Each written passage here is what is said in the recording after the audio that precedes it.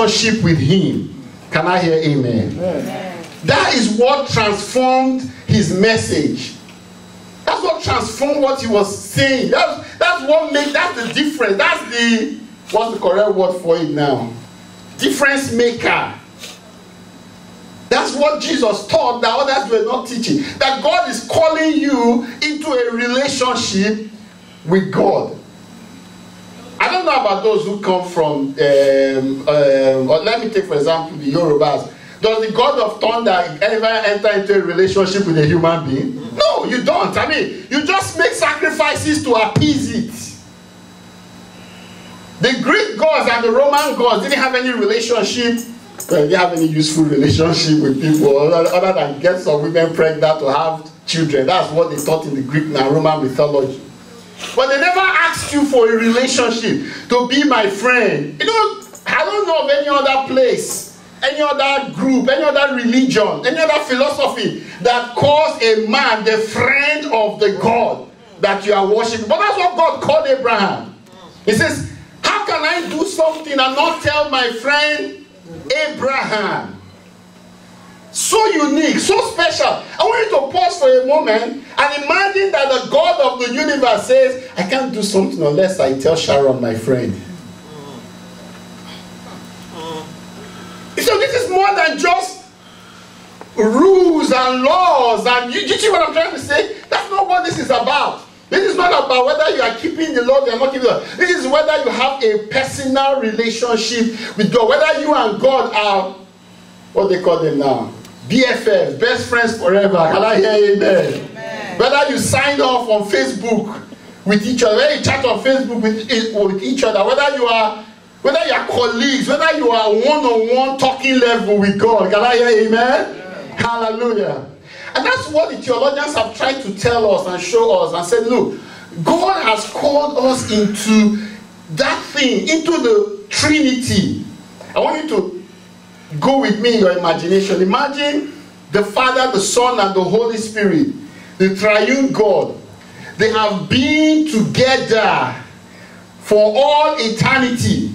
There's no time when they were not together, and there's no time when they will not be together. They've been in this harmonious relationship where everything the Father did, he did for the Son and the Spirit.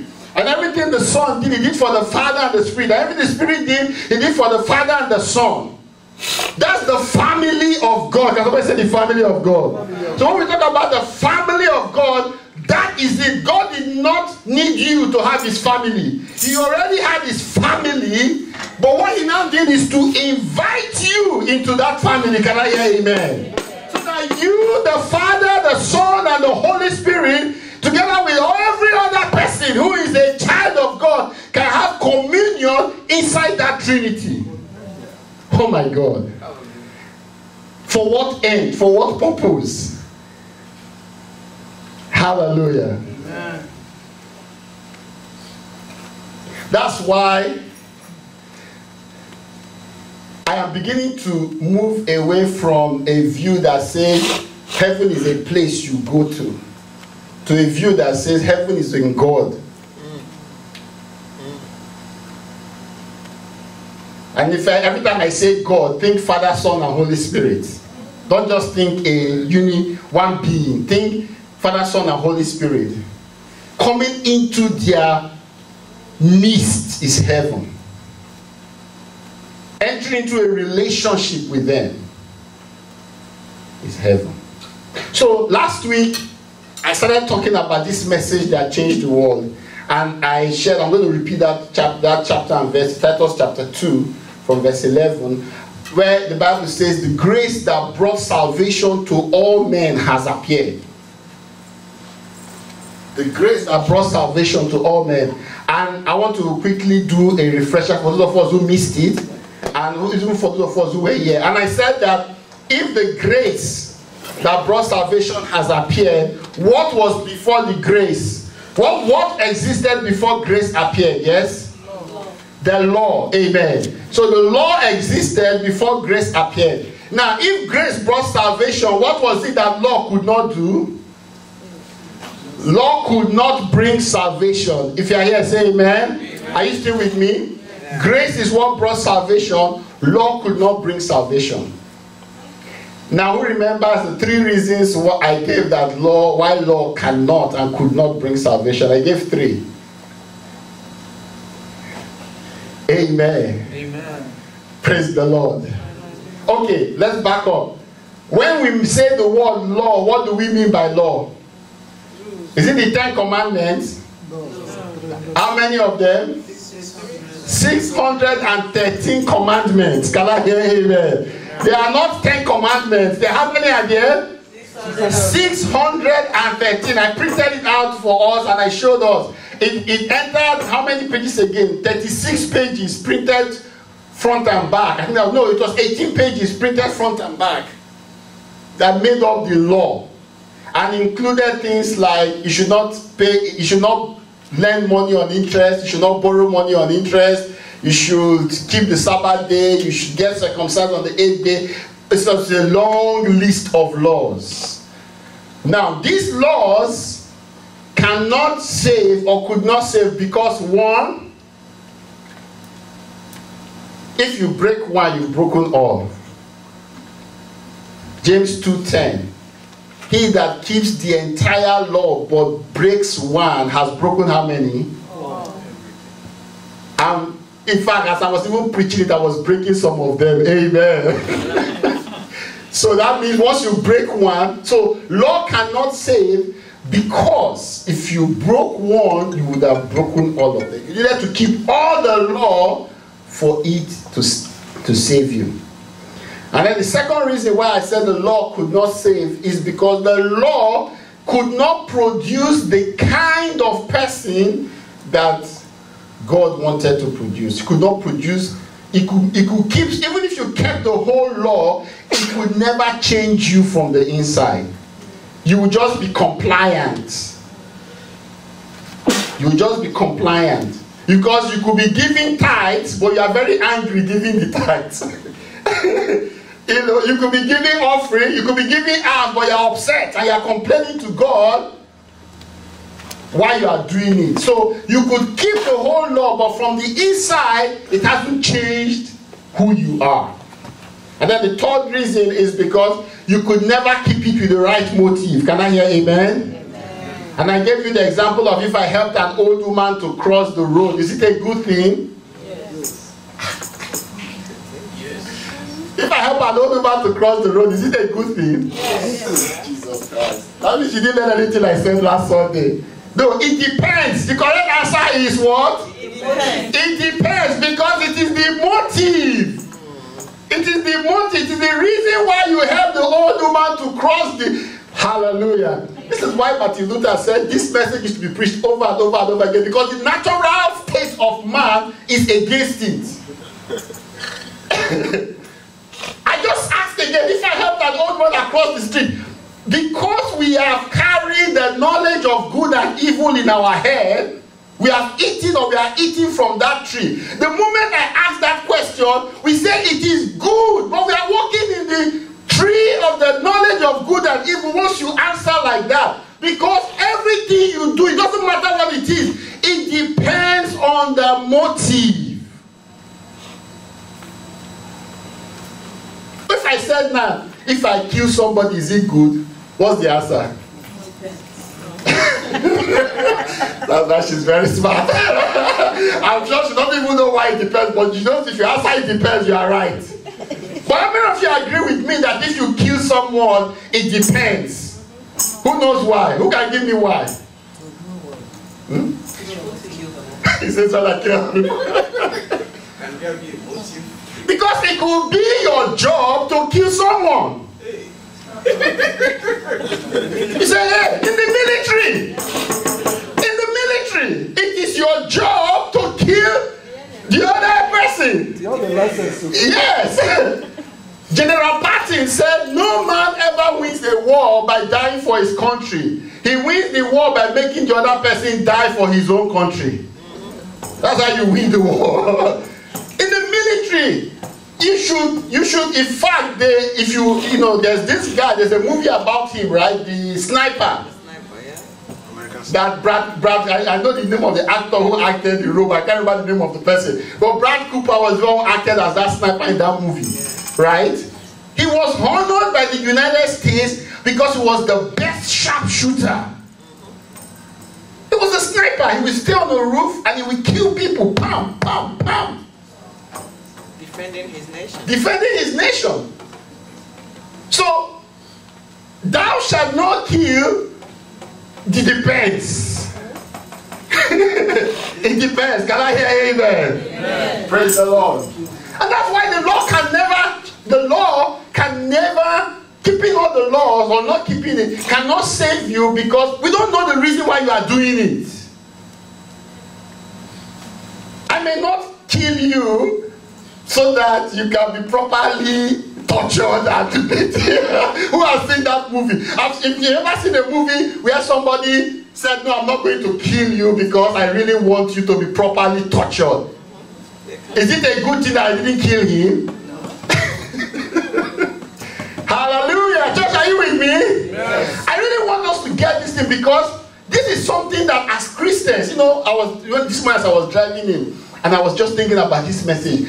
I remember the parable that Jesus Christ gave when he said, the master came and sowed good seed, and the enemy came and sowed tares that looked like the good seed. This is the challenge we have, is that there is a message that Jesus brought, but over the centuries and over millennia, that message has kind of almost gotten lost, but it hasn't gotten lost. Can I hear amen? Amen. And the message that he brought is that God is calling you into a relationship with God. Let me tell you, I'm jumping ahead so much now, but let me just say it. What matters is not the law you keep. What matters is whether you were following God in whatever you did.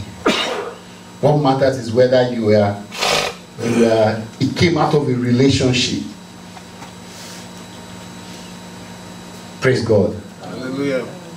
So that was what we talked about last week. Now this week, I want to address two issues that tend to come up when I talk about this and when we hear this kind of message. Praise the Lord. There are two challenges. There are two, based on, especially those of us who have been in Christianity for so long. Well, even if you are not a Christian, if you are thinking about the message, you are like, okay, what about this and what about this? I want to address those two issues. But before I do that, I want us to read Matthew chapter 25. This Matthew chapter 25, and I don't put it in the slide because it's a long passage. But I want everybody to open to Matthew chapter 25. We'll read it now. When I come back to it, you will now have come to the end of the message. Matthew chapter 25 from verse 31. Of all the things that Jesus preached, this is perhaps one of the ones that is dearest in my heart. Even though for a long time I didn't understand it. Or at least I didn't understand the way I understand it now. But, in my view, this passage encapsulates the message of Christ. Matthew chapter 25 from verse 31. When the Son of Man comes in his glory and all the holy angels with him, then he will sit on the throne of his glory. Verse 32. And all the nations will be gathered before him, and he will separate them one from another, as a shepherd divides his sheep from the goats. He will set the sheep on his right hand, but the goats on his left. Then the king will say to those on his right hand, come, you blessed of my Father, inherit the kingdom prepared for you from the foundation of the world. For I was hungry, and you gave me food, and I was thirsty, and you gave me drink. And I was a stranger, and you took me in. I was naked, and you clothed me. I was sick, and you visited me. I was in prison. And somebody said I was in prison. How can Jesus Christ be in prison? Every time I come to that verse, I just pause. Jesus said, I was in prison, and you visited me. When you came to me. Then the righteous will answer him, saying, Lord, when did we see you hungry and feed you, or thirsty and give you drink? When did we see you a stranger and take you in, or naked and clothe you? Or when did we see you sick or in prison and come to you? And the king will answer and say to them, surely I say to you, inasmuch as you did it to one of the least of these my brethren. Can somebody say one of the least of my brethren? You did it to me. Verse 41. Then he will also say to those on the left hand, depart from me, you cursed, into the everlasting fire, prepared for the devil and his angels. For I was hungry, and you gave me no food. I was thirsty, and you gave me no drink. I was a stranger, and you did not take me in. Naked, and you did not clothe me. Sick and in prison, and you did not visit me. Then they also will answer him, saying, Lord, when did we see you hungry, or thirsty, or a stranger, or naked, or sick, or in prison, and did not minister to you? Then he will answer them, saying, surely I say to you, inasmuch as you did not do it to one of the least of these, you did not do it to me. And these will go away into everlasting punishment, but the righteous into eternal life. Hallelujah. Amen. Praise the Lord. Maybe the reason why I love this passage so much is that every time I read it, I remember the song that we used to sing growing up. When I was hungry, you gave me to eat. When I was thirsty, you gave me to drink. Now enter into the home of my Father. Whatsoever you do to the least of my brothers, that you do unto me. Amen. Yes, I'm a church boy. Praise the Lord. Hallelujah. Amen. Amen. So, keep your finger on that passage. We'll come back to it. Get me back to my slide. So, last Sunday, I started by sharing with us Titus chapter 2. So, Titus chapter 2, verse 11 to 14 says, the grace of God has appeared that offers salvation to all men. So the first part is what we dealt with last week. This week I want to look at this part that I highlighted. It teaches us, it coaches us to say no to ungodliness and worldly passions and to live self-controlled, upright and godly lives in this present age. Can I hear amen? Amen. So the grace that God has sent to us that brought us salvation, like we shared last week, does not only bring us salvation, but it teaches us to say no to ungodliness. Ungodliness and worldly passion simply means things that are contrary to the nature of God. But it teaches us to say yes to self-control. I want you to know that word, self-control. I'm not going to deal with it today, but during this, I'll talk about it, this issue of self-control. Upright and godly lives. Godly means like God in this present age. Keep going. Skip this. Skip. Let's go to the next. Now, two problems. Okay, so let me go back. You give me this full slide. No, the faith that receives grace. The faith that receives grace. Give me the next slide. So the faith that receives grace works in two steps. One is that it believes and accepts as true the verdict of the law. This is what we talked about last week. I told you the story about the woman whom Jesus Christ said, I cannot take what belongs to children and give to dogs. And the woman said, yes, Lord, I am a dog. Yes, Lord, I agree that I am a dog. So I believe the law. The purpose of the law is to convict us that we are sinners. So you must believe that part. Then the second thing is that at the same time, it believes and accepts as true that God's grace will meet you even though you don't deserve it. Can I hear amen? Amen. For grace to save you, you must first believe that you need saving. That you are not good enough to save yourself. And at the same time, and the law is what convicts you of that. Because you can't keep the law, because you are keeping it for the wrong motive, and because it has not changed. You are not changed from the inside. at the same time you believe that you need saving and you are not good enough to be saved and you don't deserve to be saved, you must also believe that God has come to save you. Can I hear amen?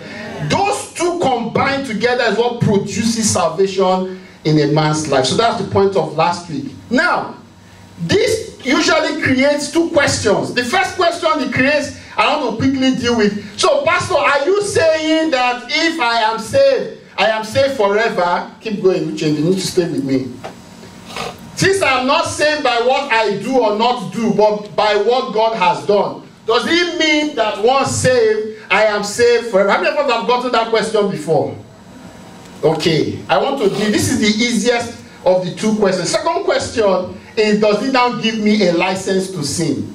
But I'll deal with second one. The second one is the point of this whole message. But let me quickly get this one out of the way. In Ephesians 2:8, the Bible says, for by grace you have been saved through faith, and that not of yourself, it is the gift of God. So salvation comes by the action of two things, grace and faith. What is grace? Next slide. Grace is what God does for you, to you, and in you in Christ Jesus with no contribution from you. That's what grace is. And God does it because he loves you. So this is the God part of it. Grace is what God does. You are saved by grace through faith. Ecclesiastes 3:14 tells us something about whatever God does. I know that whatever God does, it shall be for how long? Forever. Can I hear amen? Amen? God doesn't do something today and then tomorrow change his mind. Hello? If God saves you, he saves you for how long? Forever. Praise the Lord. Whatever God does, he does forever. Nothing can be added to it and nothing can be taken from it.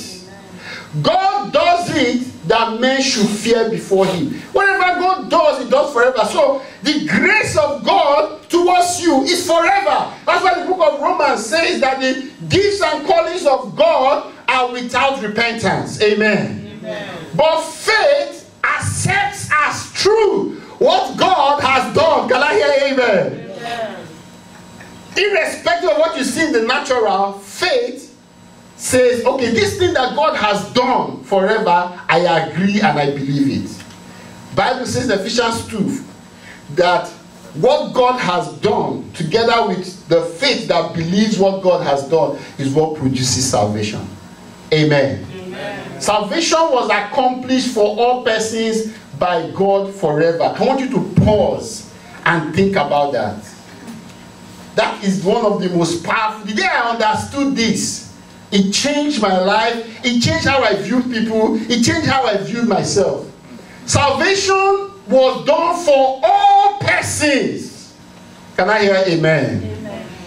Every single person. Because you know when God did it, before the world began. Hello? Hi.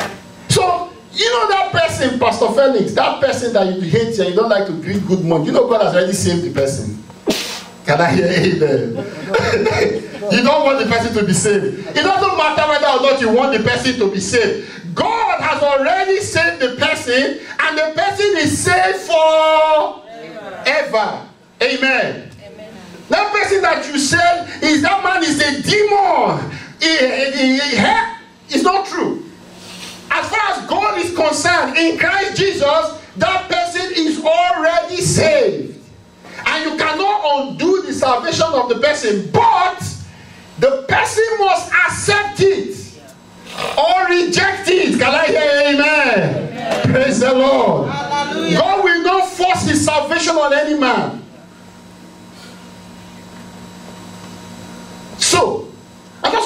So when you read the Bible, people get confused because they don't realize that there is a portion that is the God side of things. And there's the portion that is the man side of things.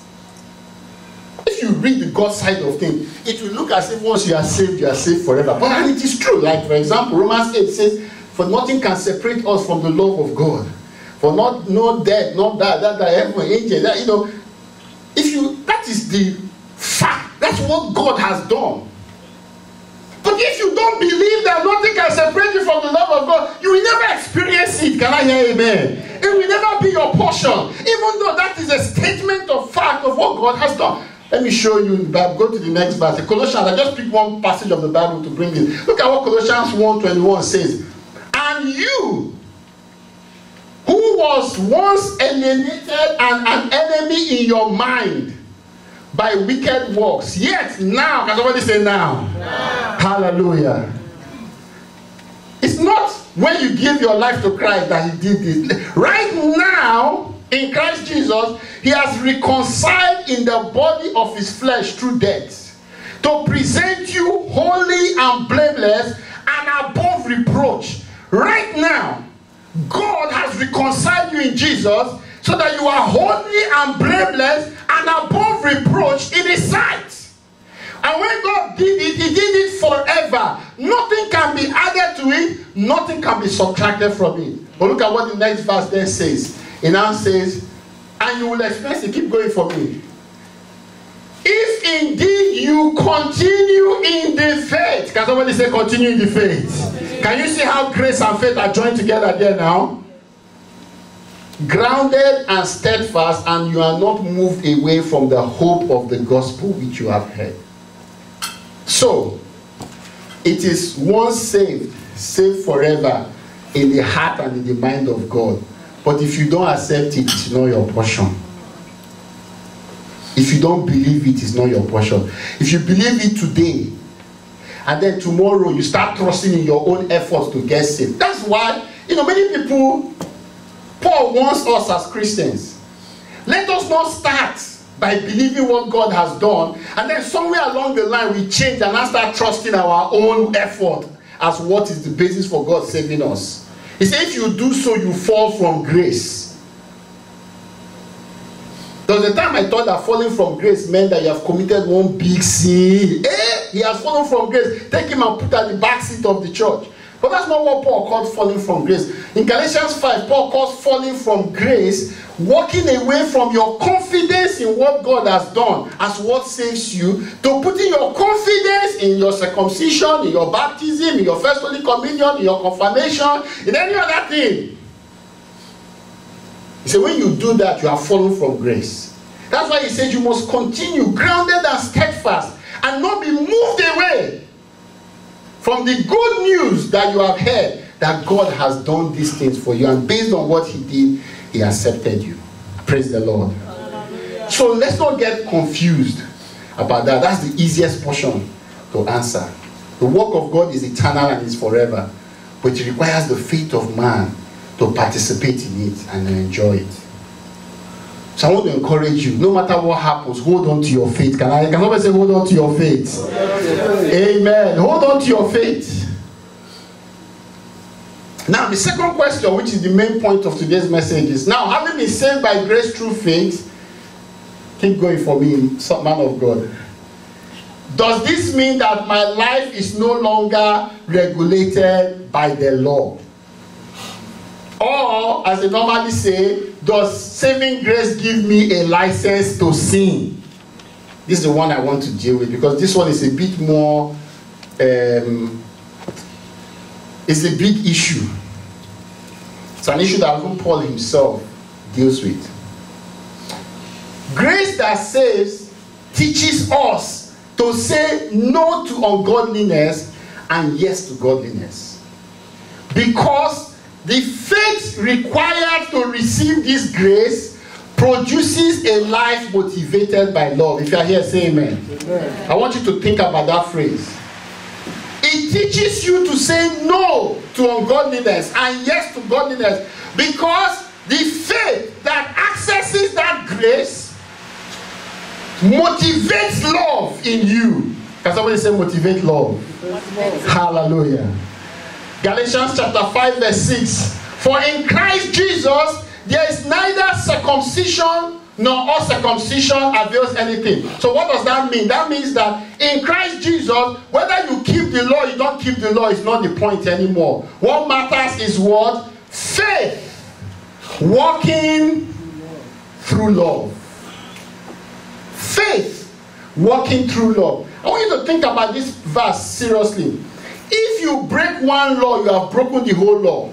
Paul here is saying, give me that verse again. Paul here is saying that in Christ Jesus, if you don't get circumcised, it doesn't matter. If you break that law, it doesn't matter. If you keep the law, it doesn't matter. What matters is that the faith that you used to believe is working love in your heart. It's producing love in your heart. Keep going. So, saving grace does not give you a license to sin. It gives you the nature of God. And what's the nature of God? Love. And love fulfills the law. Hello, church. Grace is not a license to sin.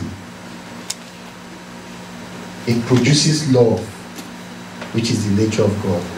Are you in a hurry to go somewhere? Because you're moving this life faster sometimes and slower and some other times. Amen. Stay with me. Don't be like those prophets in the Bible. They are too slow at times and they are too fast. Just walk with me. Saving grace does not give you a license to sin. It gives you the nature of God. This is what I'm talking about, that God wants to change us from the inside. He wants to give you a new nature. Amen? I hope you know that somebody who has a nature of sin does not need a license to sin. Praise the Lord. Does a dog need a license to be a dog? So that's why that statement, oh, that you are preaching grace and you put license to sin, is actually a meaningless statement, because nobody needs a license to sin. If you are a sinner, you will sin as part of the course, as your normal way of living. If you are righteous, you now have the nature of God. And what matters is that whether or not you are walking in love. Amen? And love fulfills the law. Oh my God, I wish somebody can get this. Love fulfills the law. Give me the next slide. Love fulfills the law. Look at what the Bible says in Romans chapter 5, verse 5. Now, hope does not disappoint. The hope of the gospel does not disappoint us, because the love of God has been poured out in our hearts. How many of you here know that the love of God has been poured out in your heart? I'm not sure. Praise the Lord. Bros, come. So, let me tell you what that passage means, that the love of God has been poured out in your heart. What that means is that if you have received saving grace by faith, this man here, there's only one way you will relate with him, and that is what? Love. Are you just answering because we're are we just answering because we are just talking?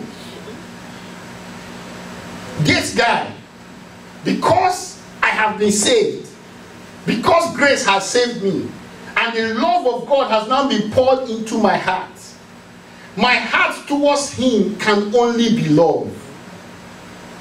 Hey, well, wait, Pastor, are you saying that if this guy now insults my mother, that my heart towards him should still be love? It was a yes. Of course, we answer yes. He wants love. He wants you to treat him with love. Hello, church. Yes. Church, are you here? Yes, praise the Lord. Amen. Yes. Are you saying that if this man defrauds me now, you know we are doing business together. We are doing business together. What if he defrauds me to the tune of $1 million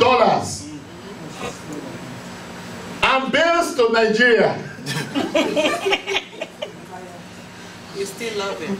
My heart towards him should be love. I don't think you are serious. I don't think you are serious. No. Thou shalt not defraud. The law says he should not defraud. Is that not what the law says? Yes. So why should I love somebody that has defrauded me?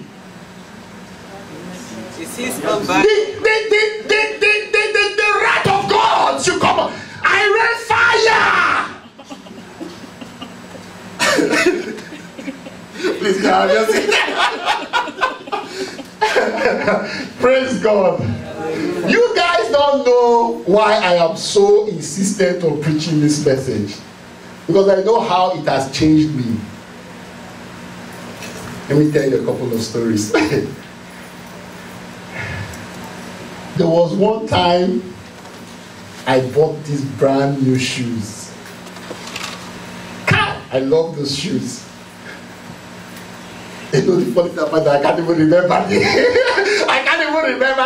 remember the incident, but I can't even remember what those shoes were. But and then there were no fashion. There were some wonderful, beautiful shoes.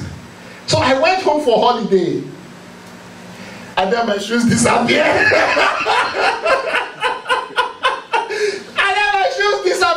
Can I hear amen? Amen. I was pastor of the fellowship. In fact, I was in deliverance. Casting out demons. Hallelujah. Shandara Kaboshke. Hey! You know one of those times in deliverance, one of the passages is that the fire that proceeded with me out of me shall consume them. I was telling somebody I used to do deliverance. A guy was like, really, pastor? I said, yes. So when my shoes disappeared, man, I opened my mouth and I declared, ye shall not have any peace who has stolen this my shoe. In fact, the anger of the Lord shall rest on him forever. Because of a pair of $40 shoes. You know, when you think about it now, you realize how stupid it is.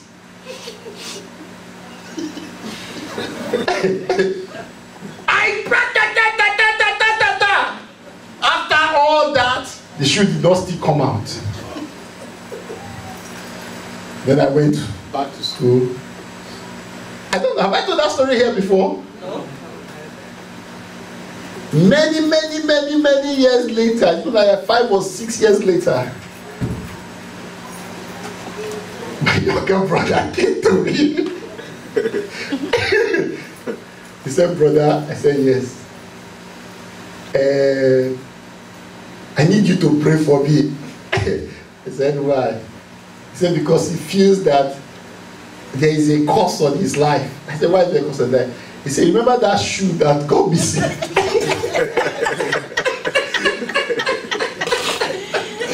He said, that shoe.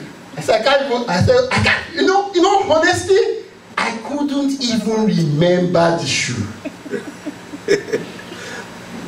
That is my younger brother. So, it doesn't really matter whether or not it was the cause that was affecting him or not affecting him. But man, he was going through serious issues in his life. Because of a pair of $40 shoes.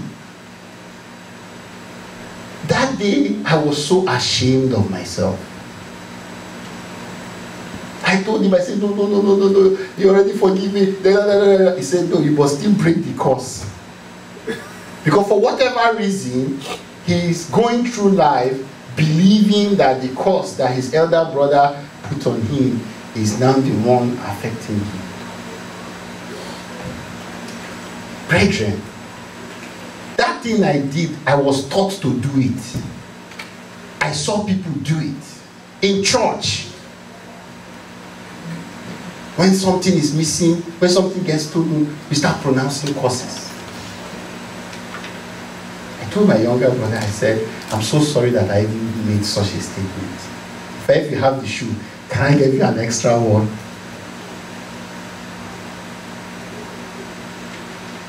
It doesn't matter what somebody does. The love of God has been poured into your heart. And the only nature, the only way to relate to that person is in love. That is the message that Jesus Christ brought. But we are not doing it because we have refused to set aside the law. And instead we use the law to relate with one another.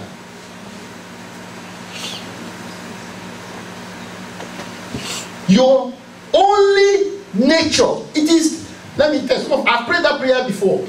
Oh Lord, help me, give me grace so I can love brother Felix. He said that prayer, unless you are not a Christian. If you are a Christian, the love for brother Felix is already in your, it's already there. You don't need any extra prayer for the love that has been poured. When you are praying, God will be saying, what have I given you? I've already poured my love for Felix inside your heart. The love that went to die on the cross for him is already in your heart. Which other extra? There's no more to give. Just release it. Just release it. Do not stiffen your heart. That's why if you're a true Christian, you will see that it takes you stiffening your heart for you to hate someone. When they are telling you, sister, you say, no, don't talk to me, don't talk to me, don't talk to me. No, I'm not a fool. It's because you are trying to harden your heart from loving that person. Because you know that if you allow your heart, what will come out is what? It's love. It's love. That's been poured out in our hearts. Praise God. Let's keep going. Give me the next slide. So that's why in Romans chapter 13 verse 8 to 10 the Bible says, owe no one anything except to love one another. For he who loves another has fulfilled the law. For the commandments, you shall not commit adultery, you shall not murder, you shall not steal, you shall not bear false witness, you shall not covet. Do not, all those commandments are the fulfillment of the law. In Matthew chapter 5 verse 17 and 18, Jesus Christ says, do not think that I came to destroy the law or the prophets. I did not come to destroy them, but to do what? How did he fulfill them? Through love.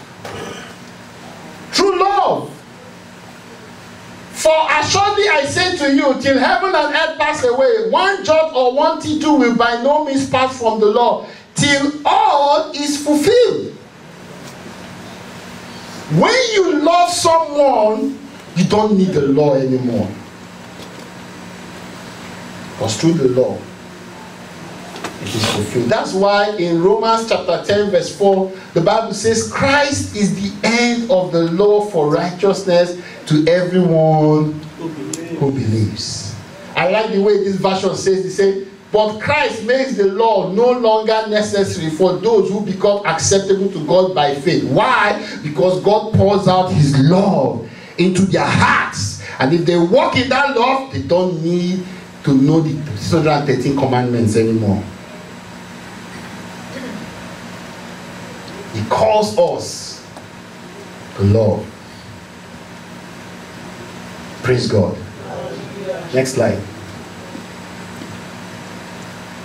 So in John chapter 13 verse 34 and 35, Jesus Christ therefore says, a new commandment I give to you, that you love one another as I have loved you. Can you see he calls a new commandment? He sets aside the law and gives you just one commandment. What's the commandment? Love as I have loved you. That you also love one another. By this, all will know that you are my disciples, if you have love one for another. And so I make this point. The golden rule, go to Matthew chapter 7. Matthew chapter 7 verse 12 says that the summation of the law is do unto others as you want them to do unto you. Matthew chapter 7 verse 12. So in everything, do to others what you would have them do to you. This sums up the law and the prophets. Can I hear amen? Amen. So that's what Jesus Christ says. That the summation of the law and the prophets is do unto others what you wanted to do unto you. We normally call this the golden rule. And if you would keep that rule, you will keep the whole law. The fact is that it's almost impossible for you to keep that rule. Amen? But Jesus Christ even went and took it one step further. So in my slide, I say that the golden rule of the law is that you should do as you would be done by. But it has been superseded by do as has been done to you. Can I hear amen? Amen. It's no longer do as you want them to do to you. Do as already has been done to you. So we come to Matthew chapter 25 as I begin to close. Matthew chapter 25 brings out this point. So now once you understand that Christ is looking at who has done to others as has been done to them, you now help you understand this Matthew chapter 25 verse 31 and 46. So Jesus Christ said that on the last day he will gather all the nations. He will separate the sheep and the goats. He will put the sheep on his right hand side, then he will put the goats on his left hand side. Then he will begin, go back to the slide, and then he will begin to speak to the goats, to the sheep first. He will say to the sheep, when I was hungry, you fed me. When I was thirsty, you gave me to drink. When I was naked, you clothed me. When I was sick, you visited me. When I was in prison, you came to me. The point Jesus is trying to make is this, that if you truly believe that you are an undeserving dog whom God has loved, it will show in how you love others, especially those who are not deserving. Can I hear amen? Amen. Do you understand that point? Yes. If you truly believe that you who did not deserve God's love, God loved you, where will it show? In how you love others, especially those who don't deserve your love. And that's the point Jesus is making in that slide. He said, when someone who is least deserving is hungry, you feed them, because God feeds you even though you are undeserving. Can I hear amen? Amen. That's what the sheep was doing. When somebody who is not deserving is thirsty, he said, if you do it to the least of my brethren, you do it to me. When somebody who does not deserve your drink is thirsty and you gave them to drink, you do it because you know that when you were thirsty, God gives you to drink, even though you did not deserve it. You have not been the most prayerful person, the most faithful person, the most loving person, yet when you are thirsty, God provides for you. If you have recognized this, why then do you withhold? Why then would you withhold drink from somebody because they didn't greet you good morning? Greet me first before I give you this water. That's not the nature of God. It says, when an unknown alien or a guest, a stranger comes, and the person does not deserve, when you look at the person, praise the Lord. Church, are you here? Yes, church, are we here? Yes, sir. Do you want me to preach it? Praise the Lord. Hallelujah. Do you really want me to preach on this point? Please. Yes, please. Not today. Go on. How many times do we put criteria before we welcome people? We look at people outside, the way they look, the way they dress, the tattoo they may have, and all of a sudden we have formed a mind in them, and we have decided whether or not, or maybe the tribe they come from, or maybe the color of their skin.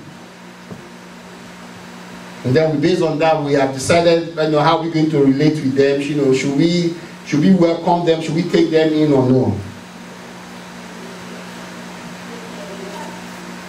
No.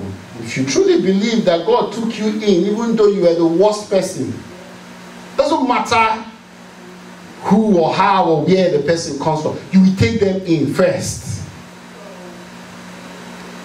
Like somebody said, Jesus called people to belong before he called them to believe. Come, follow me. He didn't ask them, do you believe first before following me? Come, follow me. You will see, come, follow me. So much so that he called an armed robber and a thief who betrayed him. Can I hear amen? Amen. When you see someone who is least deserving, who is naked, do you clothe him? The because you know that God clothes you. Keep going. Let me go quickly through this. Someone who is sick, do we visit them because we know God visits them? Or God has visited us, even though we did not deserve it? Someone in prison for crimes, do we go to them because we know God came to us, even when we did not go? That's the sheep. Because they walked in the grace that taught them to the nature of God, they acted in those ways. But the goats did not. Keep going for me. I want to quickly wrap up now. If you do not believe that you are an undeserving dog whom God has loved, it will also show in how you love others, especially those who are undeserving. Let me quickly run through. Give us all of them. So when someone who is least deserving is hungry, you don't feed them. Because after all, God provides for you because you give tithes and offering. If you have them at the back of your mind, it affects how you relate with people. If someone is thirsty, you don't give them drink because you believe God gives you when you are serving Him properly.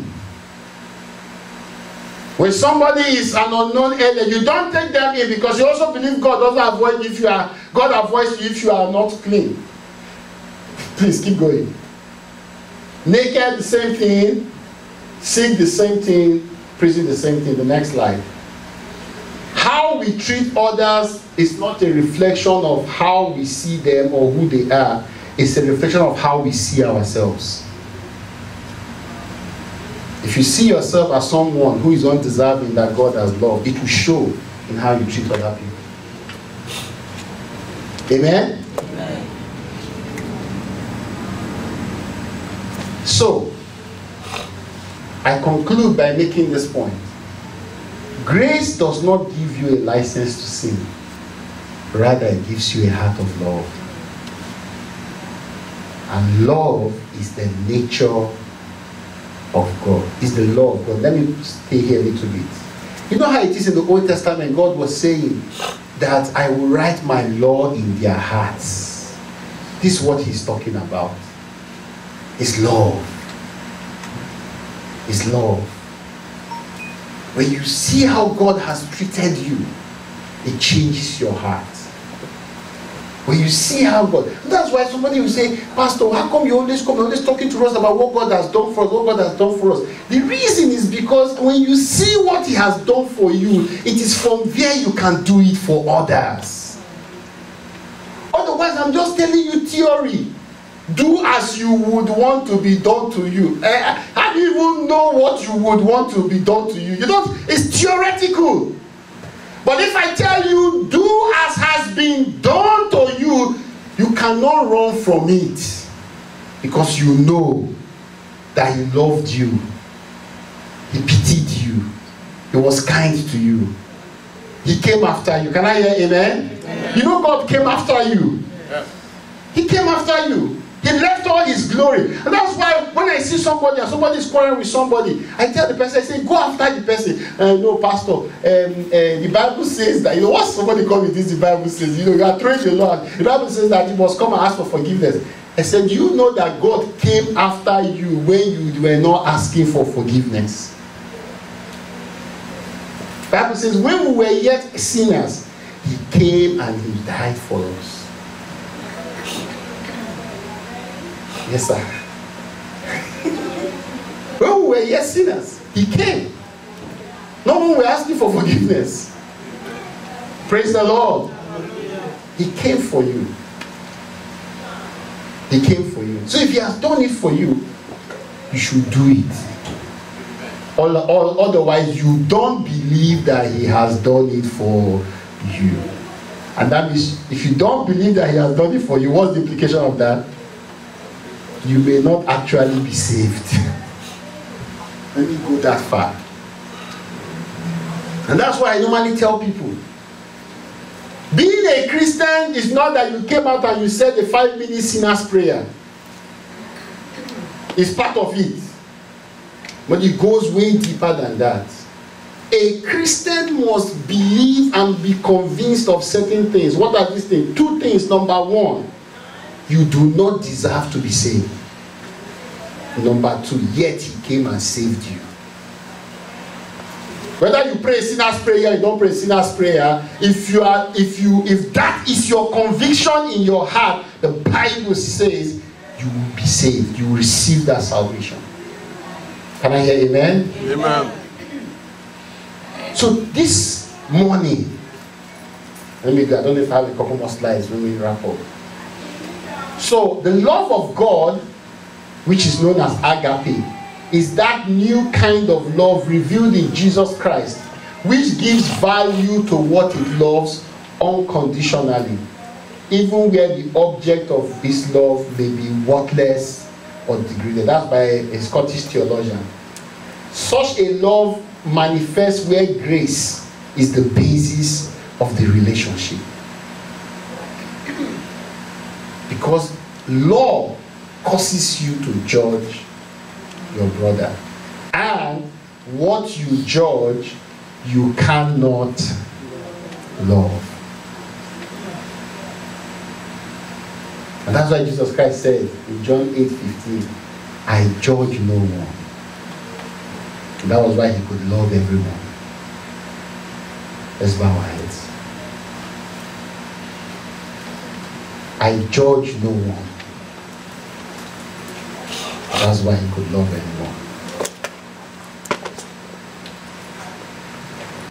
Lord, I want to be like Jesus.